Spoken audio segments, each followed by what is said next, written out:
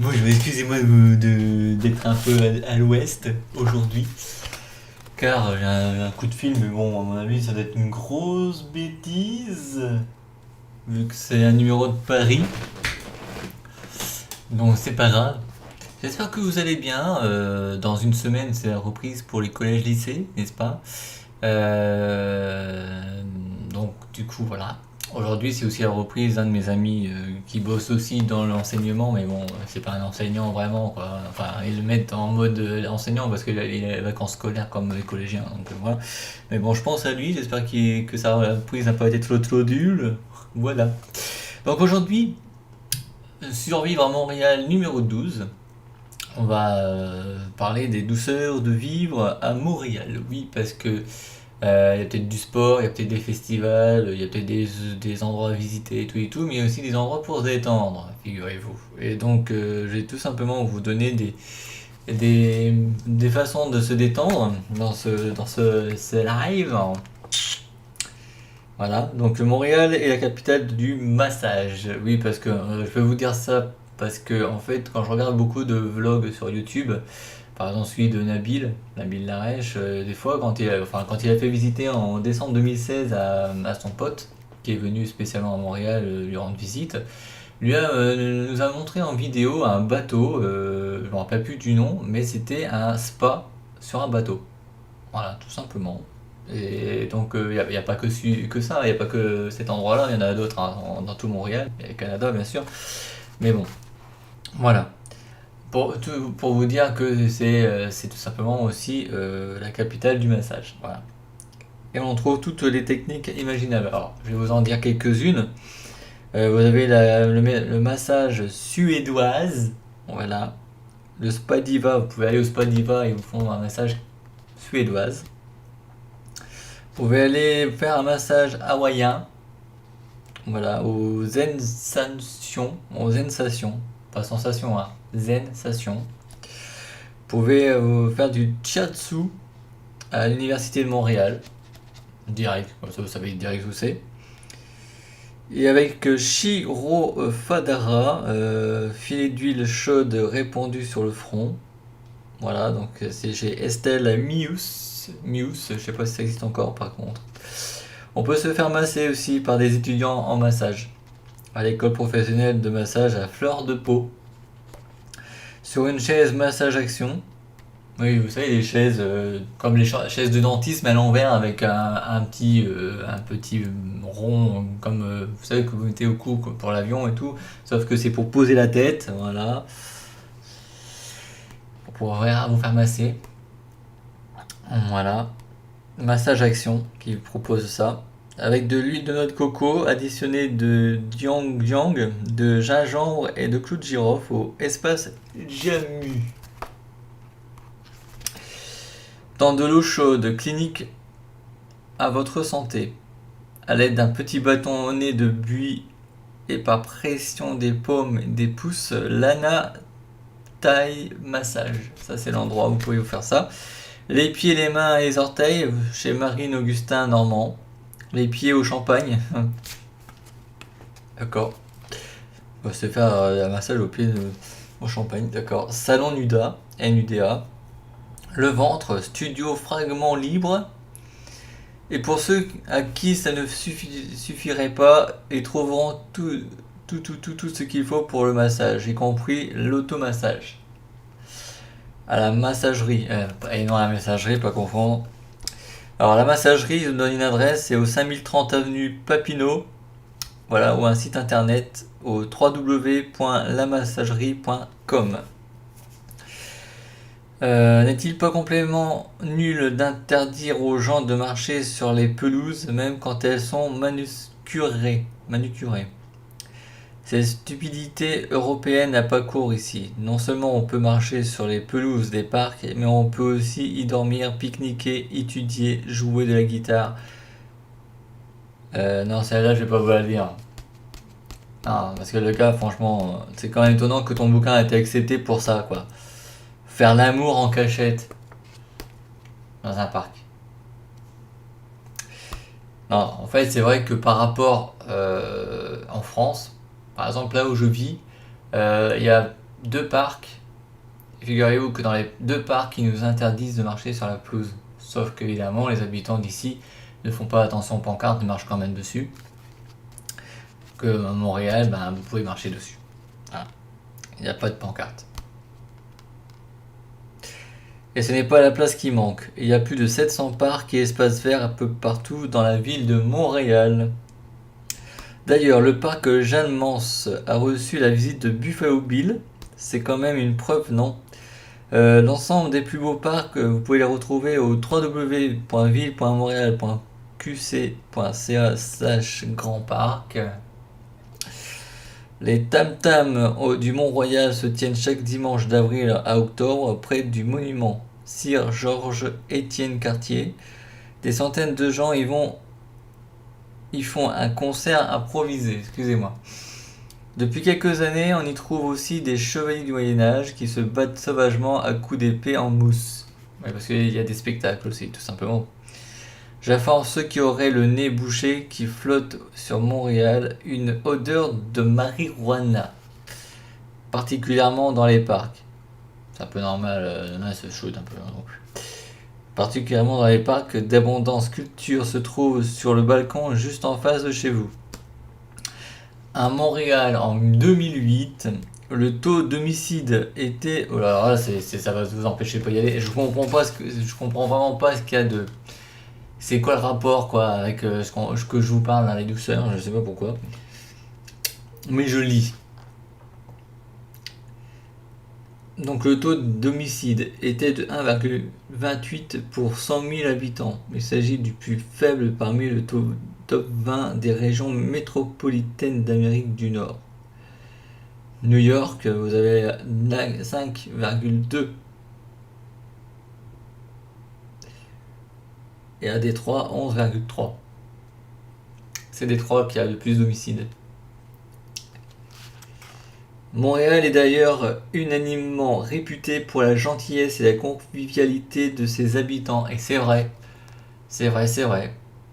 Vous demandez votre chemin, ou si vous cherchez votre chemin, ils viennent vers vous et vous disent pas dégagez, j'ai autre chose à foutre. N'est-ce pas les Français? En général pour la France, hein, et c'est pas pour tout le monde. Alors vous mettez pas dedans. Villons ne pas importer ici notre stress. Parisien entre parenthèses. Notre déprime belge, notre agressivité européenne et toutes ces mauvaises habitudes qui pourrissaient notre vie. Dire merci à un chauffeur de bus, céder sa place à une femme enceinte dans le métro contribue quotidiennement à notre qualité de vie, tout en procurant de petits moments de plaisir à chacun. Rendons à Montréal la douceur que nous avons d'y vivre. C'est vrai quoi. On voit la différence. La police est d'une courtoisie extraordinaire. Elle pourrait donner des leçons à notre divers gendarmes et gendarmettes européens. Je vous préviens que si je pars à Montréal, je vais voir un policier montréalais et je vous fais un vlog. Et vous allez voir. D'ailleurs, les administrations publiques étonnent par leur efficacité et leur politesse. Ou peut-être que je ferai un vlog quand je vivrai définitivement à Montréal, peut-être. Je vous ferai des vlogs comme ça, ça va être bien sur cette chaîne-là. L'accès aux personnes en fauteuil roulant est prévu dans la majorité des bâtiments publics, dans les bus, dans de nombreux taxis et dans la plupart des grands magasins. Il y a 6 communes de plus de 2000 habitants qui s'appellent Montréal en France. Et c'est vrai, je crois qu'il y en a un pas très loin vers Toulouse ou vers Montpellier. Enfin, je sais pas, c'est dans le sud. Je me rappelle plus à quel endroit. Il y a une ville qui s'appelle Montréal en France, oui. Mais il y en a 3 en France. Non, il y en a 6, pardon, excusez-moi. J'ai des bêtises. Mais ce n'est pas de là que vient le nom Montréal. Vient de Mont-Royal. Voilà. Royal signifiant à l'époque beau, grandiose. Exclamation que lança Jacques Cartier quand il découvrit le paysage. Point. Excusez-moi. Jacques avait l'habitude de pousser des exclamations au-dessus des collines, car il s'exclama aussi Montrégiu quand il aperçut du Mont-Royal justement les 11 collines de la plaine de Saint-Laurent. C'est devenu le Montérégie Heureusement qu'il ne parlait pas flamand. Simplement. Bah oui. Donc du coup, bah, vous savez que on est vraiment très très mal considéré en France, hein, que ce soit la courtoisie et tout et tout. Donc c'est pas forcément sympathique. Bon, je dis ça en général, hein, donc vous mettez pas dedans, hein, pour ceux qui regardent, bien entendu, et qui regarderont. Il y a 457 000 arbres à Montréal et un type qui a passé son temps à les compter. La ville organise en automne la collecte des feuilles mortes, des souvenirs et des regrets aussi, qu'elle recycle en compost distribué gratuitement par la suite. Idem avec les sapins de Noël, nous devons aider Montréal à respecter la nature. C'est pas comme en France. En général. À Montréal, on peut pêcher en pleine ville des dorés, des truites, des archiganes, ou des archigans, oui, et même des saumons atlantiques échappés des grands lacs.